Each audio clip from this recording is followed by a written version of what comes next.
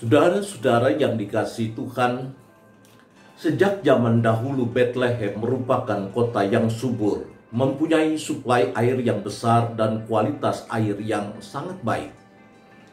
Pernah satu kali Daud terkepung di gua Adulam, dan Daud sangat merindukan air minum dari perigi Bethlehem. Ia berkata demikian, "Sekiranya ada orang yang dapat memberi aku minum air dari perigi Bethlehem yang ada dekat pintu gerbang." Hanya itu yang Daud ucapkan. Tapi Daud tidak bisa pergi ke sana karena untuk menuju ke sana terhalang oleh perkemahan orang-orang Filistin di lembah Rafaim. Tapi tiba-tiba 3 orang dari tentaranya yang mendengar bahwa Daud pernah mengucapkan kalimat tadi. Mereka pergi menerobos perkemahan, mengambil air dari perigi untuk tuannya, dan setelah melakukan misi penuh dengan resiko, tentara-tentara itu menyerahkan air perigi Bethlehem kepada Daud. Melihat air perigi yang dirindukan sekarang tersedia di hadapannya, sebenarnya Daud tinggal meneguk dan meminumnya. Tapi Daud hanya dapat menelan ludahnya sendiri. Ia tidak berani meminumnya. Bukan karena air itu kotor atau beracun, tapi karena ia merasa tidak layak untuk meminumnya.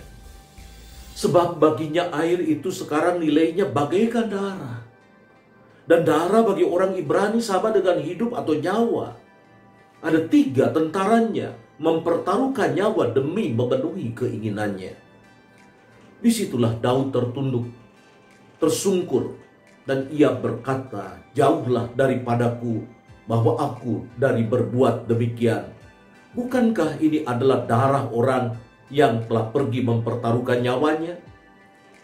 Lalu Daud mempersembahkan air itu sebagai korban curahan untuk Allah, sebab hanya Allah yang berhak atas hidup manusia.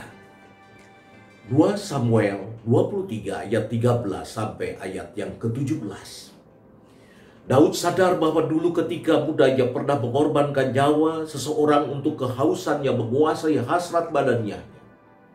Membunuh, membiarkan Uria mati di medan laga, dan ia yang mengatur skenario sedemikian rupa demi merebut istrinya Bathsheba. Tapi Daud di masa tua menjadi Daud yang lebih bijaksana untuk tidak membiarkan diri dikendalikan hasrat tanpa menimbang nilai-nilai agung di dalam kehidupan ini. Air Bethlehem merupakan air yang menyegarkan, tapi tidak boleh untuk sebuah kesegaran kita mengorbankan nyawa banyak orang. Itu pesan seorang raja yang bijaksana. Tapi apa yang terjadi 1000 tahun kemudian dengan Bethlehem?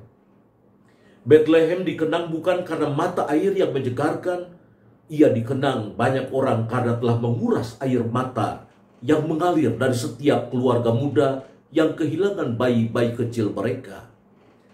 Ketika seorang raja tidak dapat mengendalikan diri dari hasrat untuk berkuasa di bumi ini. Saudara-saudara yang dikasihi Tuhan, apa yang akan kita ingat dari Bethlehem setiap kali kata ini terdengar melalui lantunan puja dan puji? Mata air yang menyegarkan dahaga ataukah air mata yang menguras setiap ayah bunda? Bukankah refleksi Daud tetap penting untuk kita?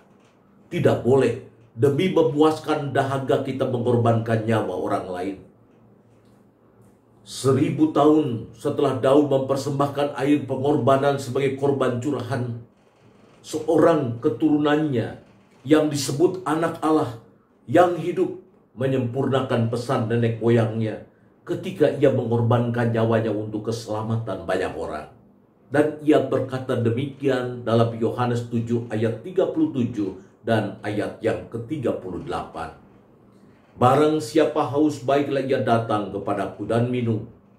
Barang siapa yang percaya kepadaku, seperti yang dikatakan kitab suci, dari dalam hatinya akan mengalir aliran-aliran air hidup."